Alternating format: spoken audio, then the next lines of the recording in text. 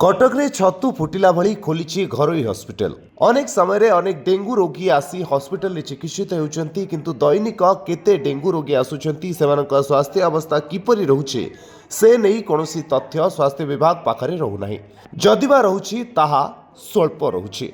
तेणु एही परिस्थिति रे कटकर समस्त घरोई हॉस्पिटल कर्तृपक्ष डाकी डेंगू उपरे सचेतन करने सह डेंगू रोगी तथ्य दाखल करने को कड़ा निर्देश दिया जाइछे। तेबे जो माने एही बैठक को आसी नांती सेमानकु मध्य नोटिस पठाइबा सह जदि आगामी दिन में डेंगू संबंधित तथ्य दाखल न करती तेबे सेमानक विरोध में दृढ़ कार्यानुष्ठान ग्रहण कराजिबो बोली स्वास्थ्य अधिकारी कहिसेंती।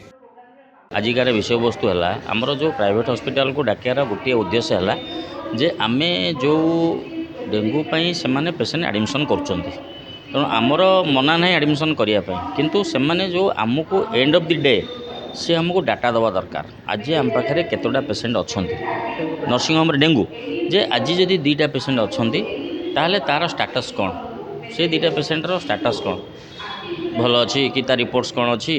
तेणु आम पाखक से लाइन लिस्टिंग आसबार अच्छी जोटा कि होना तांको द्वारा जो रिपोर्ट आसिया कथा फीडबैक आमर लाइन लिस्टिंग से आसीपारूनी। तेणु आम जानीपारूनु किसी आसूची किंतु समस्ते दौना दे आर नेग्लेक्टिंग।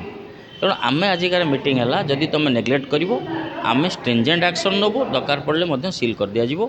सीएमसी जो स्वास्थ्य अधिकारी हेल्थ अफसर जो प्रोग्राम इनिशिएट कर बहुत बढ़िया जिनस आम भी से सचेतन हलु कि डेंगूर निराकरण आम निश्चित भाव में कनसर्न डिपार्टमेंट को जनाया उचित कारण जनला पदक्षेप नहीं अंचल डेंगूर निराकरण हो पार। तो सीएमसी अधिकारी जहाँ कर खूब उचित पदक्षेप आम निश्चित भाव रिपोर्ट करुचु।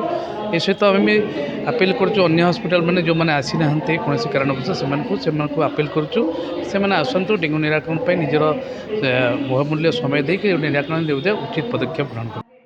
कटकरू विश्वनाथ नायक रिपोर्ट, धरित्री लाइव।